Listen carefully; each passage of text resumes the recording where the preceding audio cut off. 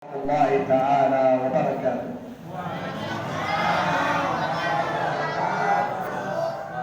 الحمد لله ولي عباده الصالحين، والصلاة والسلام على سيدنا وخاتم الأنبياء وسيد المرسلين سيدنا محمد وعلى آله وصحابته أجمعين. نبدأ تحية من أرض مقدسة إلى أهل الخير وأرض الخير أهلنا في إندونيسيا، تحية مباركة طيبة. Teman-teman, saya mulai sambutan saya atau saya mulai tausiah saya dengan menyampaikan salam hormat, salam keagungan, salam penuh kemuliaan dan cinta dari kami rakyat tanah yang disucikan oleh Allah Subhanahu wa taala di Palestina kepada rakyat negeri yang diberkahi oleh Allah Subhanahu wa taala dengan penuh kebaikan, dengan penuh keamanan, dengan penuh kedamaian, yaitu bangsa Indonesia. كلنا قرأ قول الله جل جلاله في سورة الإسراء: سبحان الذي أسرى بعبده من المسجد الحرام إلى المسجد الأقصى الذي باركنا حوله. Setiap dari kita mungkin telah membaca ayat surat Al-Isra yang barusan dibacakan, yaitu artinya Subhanalladzi asra bi 'abdihi laila. Maha suci Allah Subhanahu wa taala yang telah memperjalankan hamba-Nya, yang telah mengisrakan hamba-Nya, yaitu Nabi besar Muhammad sallallahu alaihi wasallam pada suatu malam dari Masjidil Haram ke Masjidil Aqsa. وقال الله جل جلاله: وإذ قال موسى لقومه ادخلوا الأرض المقدسة. Begitu juga firman Allah Subhanahu wa taala ketika menceritakan tentang Nabi Allah Musa alaihi salam. Beliau berkata kepada kaumnya, ya qaumi, wahai kaumku, masuklah kalian ke dalam bumi yang penuh diberkahi dan disucikan oleh Allah Subhanahu wa taala. والمقدسة أي المعظمة والمطهرة والمنزهة من كل نقص. Maksud dari kalimat al-muqaddasah yaitu yang diagungkan, yang disucikan, yang dibersihkan dari setiap hal yang bersifat celak maupun aib di dalamnya. السؤال: لماذا القدس وأرض فلسطين أرض مباركة وأرض مقدسة؟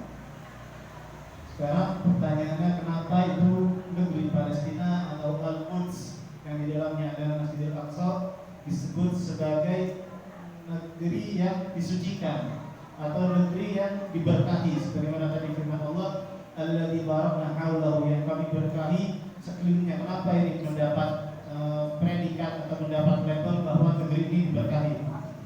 فلأمرين مهمين.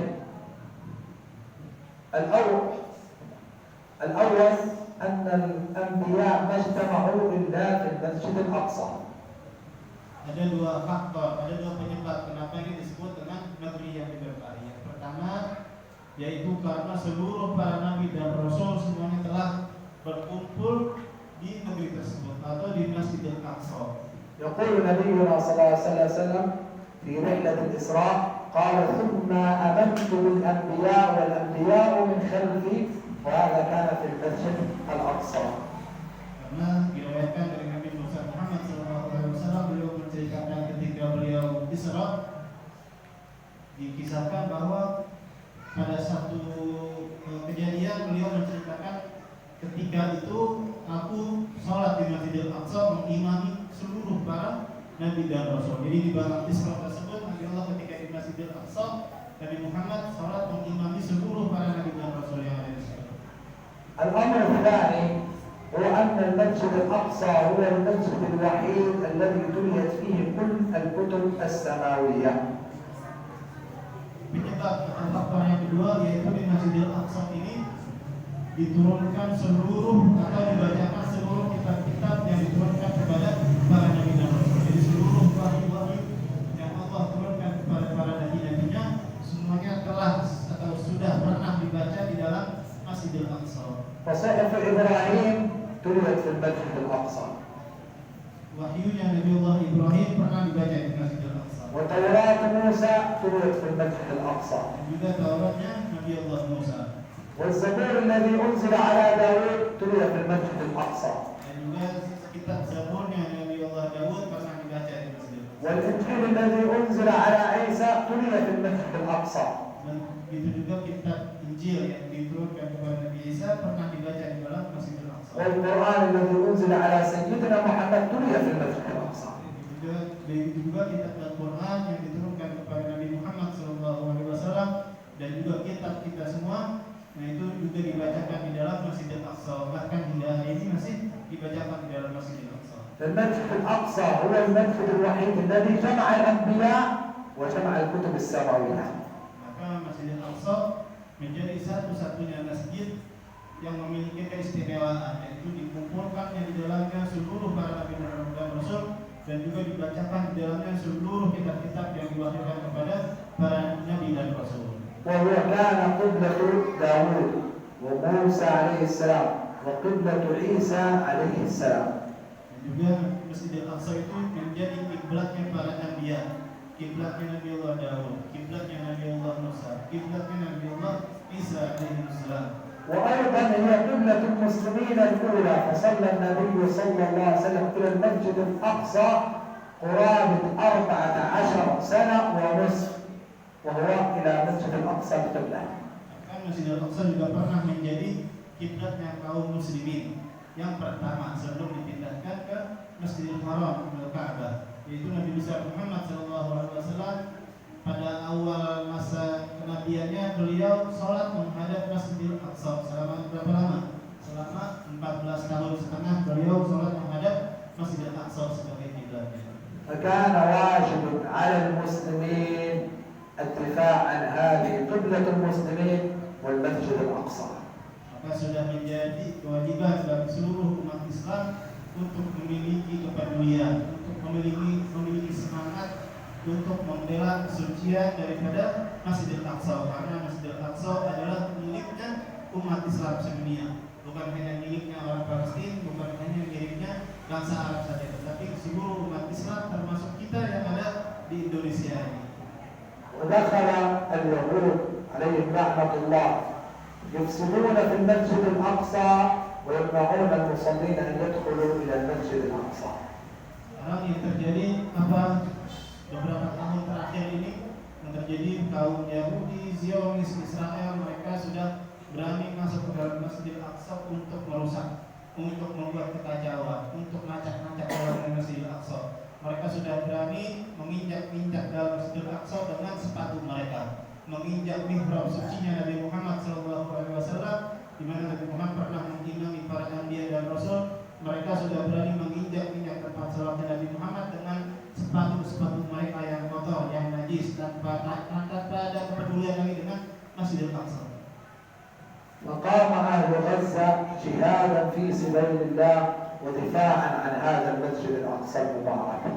Karena perlakuan seperti ini yang dilakukan oleh Israel, bahkan mereka juga melarang kaum muslimin yang di sana, seringkali mereka melarang untuk sholat di dalam Masjidil Aqsa, sehingga sering terjadi kekacauan di Al-Quds. Nah, sampai akhirnya saudara-saudara kita yang berada di kota Gaza, di kampung di tanah Gaza, mereka bangkit untuk apa? Melawan, menolong saudara-saudara yang di Masjidil Aqsa supaya mereka bisa bangkit. Mereka bangkit dengan melawan kaum Yahudi, melawan dengan jihad, melawan dengan nyawa mereka. فقتلوا وعذبوا وجوعوا وأخرجوا من ديارهم. Resiko yang mereka terima karena mereka bangkit melawan apa? Akhirnya mereka mati terbunuh, mereka disiksa, mereka dibuat kelaparan, bahkan mereka terusir atau mengungsi dari kampung halamannya sendiri. فعدد الشهداء غزة الآن 32,000 شهيد وكل يوم يزداد، لكن أقل شيء 32,000 شهيد الآن. Sampai sekarang yang telah wafat karena terbunuh oleh tentara Israel sekarang telah mencapai 32.000 jiwa, lebih dari itu. Sedikitnya 32.000 jiwa telah mati gugur syahid di jalan Allah Subhanahu wa taala karena terbunuh oleh penyerangan tentara Israel dan Zionis. وعدد الجرحى الذين أصيبوا وجرحوا فوق 75,000 وأيضا في كل يوم يزداد هذا العدد.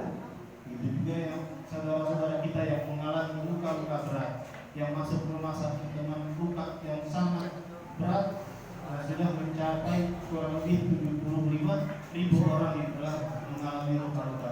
وأما الجوع فقد أصبح في شمال غزة حتى الموت، وبعض الناس إخواننا الآن يموتون جوعا لأنه لا يوجد لا طعام ولا شراب ولا كهرباء في شمال غزة. Juga saudara-saudara kita yang berada di Gaza Utara sekarang selama beberapa bulan terakhir ini sudah mengalami yang namanya krisis pangan, krisis kelaparan. Karena apa? Mereka dihabisi semua cadangan makanannya. Kalau mereka punya perkebunan, punya pertanian, punya peternakan, semuanya dihabisi, dihancurkan, dibakar, dibunuh oleh tentara-tentara Israel. Jadi mereka memang sengaja dibuat kelaparan sehingga akhirnya berapa banyak dari saudara-saudara kita yang berada di sana mati karena kelaparan, kekurangan makanan, tidak punya cadangan stok untuk dimakan. بل إن المستشفى التي فيها المرضى الآن دخلوا اليهود فيها في شمال غزة يقتلونهم أو يعذبون المرضى، فحتى المريض لم يسلم من أذاهم. Itu juga rumah sakit yang berada di Gaza, di antaranya yang baru diberitakan belum lama itu rumah sakit Al-Shifa. Nah itu tentara-tentara Yahudi Zionis, mereka sudah berani masuk ke dalam rumah sakit untuk apa? Untuk menembaki pasien-pasien yang ada di sana. Mereka menembaki, menyiksa semua baik itu tenaga medis maupun pasien, orang yang sakit yang tidak berdaya. Mereka nggak malu untuk menyiksa pasien-pasien rumah sakit yang berada di sana sampai mereka mati karena disiksa. ومجمع الشفاء الذي فيه المرضى أكثر من أسبوع كامل لم يدخل الآن إليه جرعة ماء، وهؤلاء فيهم المرضى. Begitu juga rumah sakit ini, berapa banyak rumah sakit yang ada di sana itu sudah seminggu ini tidak ada pasokan air bersih, sehingga berapa banyak dari pasien-pasien baik dewasa maupun anak-anak mereka meninggal dunia karena apa? Karena kekurangan air bersih. وكل هذا وأهلنا في غزة يقول لا نستسلم ونبقى دفاعا عن هذا المسجد المبارك. Tetapi apa warga Gaza dengan apa-apa yang mereka alami semuanya itu, mereka mengatakan kami tidak akan menyerah, kami tidak akan meninggalkan tempat kampung halaman kami, kami tidak akan menyerahkan kampung halaman kami tidak akan menyerahkan Masjidil Aqsa kepada Zionis Israel. Amin. وهذا واجب جهاد على أهل غزة لأنهم قريبين من المسجد الأقصى. Bagi mereka sudah menjadi kewajiban, mereka sudah siap menerima resiko-resiko itu karena bagi mereka ini sudah menjadi kewajiban, mereka untuk membela Masjidil Aqsa. Mereka sudah siap membela Masjidil Aqsa dengan jiwa dan raga mereka. وما هو واجبي أنا وأنتم إلى المسجد الأقصى المبارك. Itu yang dilakukan oleh warga Gaza. Karena apa? Karena mereka merasa tekan dengan Masjidil Aqsa. Mereka satu negeri, satu tanah dengan Masjidil Aqsa. Sekarang apa yang harus kita lakukan? Sekarang apa yang harus kita kerjakan sebagai umat Islam yang juga memiliki Masjidil Aqsa tetapi jauh dari Masjidil Aqsa? يقول الله جل جلاله إن الله اشترى من المؤمنين أنفسهم وأموالهم. Allah berfirman dalam kitabnya, sesungguhnya Allah Subhanahu wa taala akan membayar kaum mukminin, akan menebus jiwa-jiwa kaum mukminin di annalahum jannah, bahwa bagi mereka adalah surga. الجهاد يقول الله بالنفس إن لم تستطع فبالمال. Maka yang namanya jihad banyak macamnya. Yang pertama, yang tertinggi derajatnya yaitu jihad dengan nyawa, berjihad dengan jiwa dan raga. Kalau tidak mampu, kalau tidak bisa, kalau ada keterbatasan, kalau tidak ada kemungkinan untuk berjihad dengan jiwa dan raga, maka kita berjihad dengan harta kita, dengan rezeki yang Allah telah titipkan kepada kita. ويقول النبي صلى الله عليه وسلم من جهز غازيا وقد غزا، أي من جهز وأعان وساعد مجاهدا في سبيل الله فقد جاهد في سبيل الله. Rasulullah Shallallahu Alaihi Wasallam, barang siapa yang mempersiapkan orang-orang yang sedang berjihad di jalan Allah, maka mereka termasuk orang-orang yang berjihad juga. Sekarang saudara-saudara kita, perempuan, anak-anak, laki, orang tua semuanya statusnya mereka adalah sedang berjihad di jalan Allah. Maka siapa-siapa saja dari kita yang membantu mereka, mengirimkan mereka bantuan berupa makanan, berupa bantuan medis, berupa tempat untuk mereka tinggal, berupa air bersih dan lain-lain. Nah, yang menyiapkan, yang membantu menyalurkan bantuan semua itu sudah termasuk orang-orang yang berjihad juga di jalan Allah Subhanahu wa taala. والإنفاق والجهاد الآن في المال ليس سنة بل هو واجب شرعي. Yang mana jihad itu baik dengan jiwa maupun dengan harta bukan sunnah, bukan pilih-pilih, akan tetapi sudah menjadi kewajiban dari kita. فلا يجوز للمؤمن أن يشبع وأخوه المسلم الذي في غزة يموت جوعا. Maka tidaklah sempurna iman seorang muslim kalau mereka hidup dalam keadaan kenyang, dalam keadaan aman, dalam keadaan nyaman, tenang, sedangkan mereka tidak peduli ada saudara-saudaranya yang di Gaza sana, yang di negeri yang jauh sana mati dalam keadaan kelaparan, mereka mati terbunuh, mereka mati tersiksa, sedangkan kita tidak ada kepedulian sama sekali. Nah, itu belum beriman dikatakan. يقول النبي صلى الله عليه وسلم مثل المؤمنين في توادهم وتراحمهم وتعاطفهم مثل الجسد الواحد إذا اشتكى منه عضو تداعى له سائر الجسد بالسهر والحمى. النبي صلى الله عليه وسلم يقول لنا المسلمين مثل الجسد الواحد، إذا يوجد واحد من المسلمين يتأذى يجب باقي المسلمين كلهم يساعد هذا المسلم حتى يكونوا سواء في الخير. Nabi Muhammad mengumpamakan satu kesatuan kaum muslimin umat Islam itu bagaikan seperti satu tubuh, bagaikan seperti satu jasad, satu badan. Kalau ada satu bagian yang sakit, satu anggota tubuh yang sakit, maka seluruh tubuh akan ikut sakit. Kalau ada satu jari yang terluka atau ada satu gigi yang sakit, maka seluruh tubuh ikut meriang, seluruh tubuh ikut nggak bisa tidur, seluruh tubuh ikut begadang, ikut panas semuanya. Karena apa? Karena satu bagian yang sakit. Begitu juga Rasulullah mengumpamakan kaum muslimin. Kalau ada satu kelompok, satu saudara di dalam keadaan susah, dalam keadaan terancam, dalam keadaan tersiksa, maka wajib bagi seluruh umat Islam untuk membantu mereka, untuk meringankan beban yang mereka alami. وعندما تفطر في كل نهار رمضان وبعد رمضان لا تنسى أن تدعو لإخوانك الذين لا يجدون لا طعام ولا شراب يفطر به. Begitu juga setiap kita berbuka puasa. Sekarang kita berpuasa hanya beberapa jam saja sehari, 12 jam, 13 jam. Ingatlah kepada saudara-saudara kita yang berada di Gaza sana, mereka mungkin setiap hari nggak bisa berbuka puasa. Mereka mungkin berbukanya dengan air seadanya, nggak ada makanan, nggak ada minuman yang layak dikonsumsi. Maka sekurang-kurangnya kita setiap berbuka puasa kita doakan saudara-saudara kita yang berada di sana supaya Allah Subhanahu wa taala menjaga mereka, Allah menolong mereka, Allah memberi mereka kemenangan dan kemerdekaan. Amin ya rabbal alamin. وأشكركم لحسن استماعكم وإنصاتكم وجزاكم الله خيرا. Terakhir saya ucapkan rasa terima kasih yang amat besar atas perhatiannya dan mengucapkan terima kasih jazakumullah khair. Semoga Allah Subhanahu wa taala membalas kalian dengan berbagai kebaikan. Amin ya rabbal alamin. Assalamualaikum warahmatullahi wabarakatuh.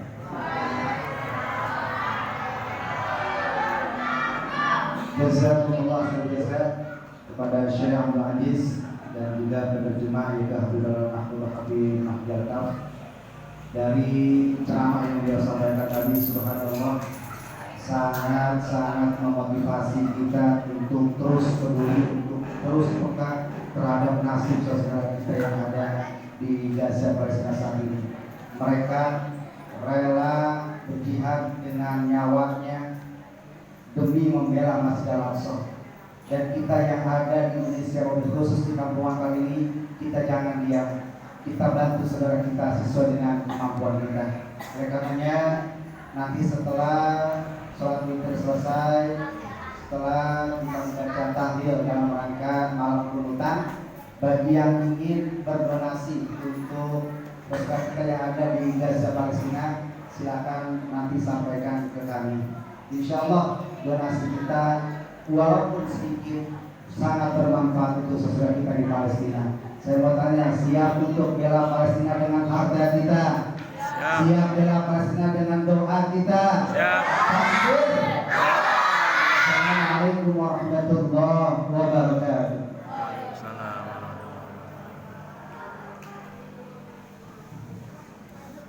Sunna minudri salasa rakatin qimatan jariyah Fatabana sabakumullah.